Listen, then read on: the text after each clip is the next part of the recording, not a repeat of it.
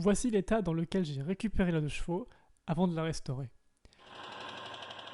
Au son, le moteur semble tourner correctement, mais tu vas voir, il y a plein de choses qui vont pas dessus. Par exemple, la roue de secours déjà sur le moteur, alors qu'il y avait aussi une roue de secours dans le coffre. Elle paraît pas trop mal comme ça, mais en fait, elle est loin d'être belle. Bon, comme tu peux voir, pareil, la fumée, c'est pas normal. La voiture, elle fume blanc, alors que là, en plus, elle est chaude, le pot d'échappement touche le pare-choc. Des petites traces de roue à droite à gauche, un petit poc sur l'aile.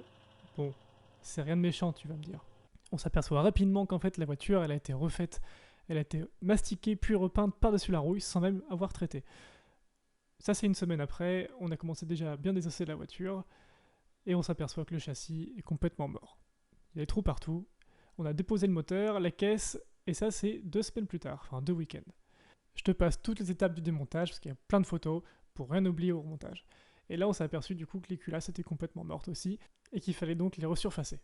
On s'est enfin rendu compte que le moteur était globalement en plutôt bon état à l'intérieur, mais on a nettoyé, on a quand même changé des éléments. Je crois qu'on a changé l'arbre à cam, on a changé les cylindres parce que c'était rayé à cause de l'usure, et donc il y avait aussi des mélanges d'huile en plus que dans les culasses. Enfin voilà, bref, ça fuyait de partout, c'était pas beau à voir.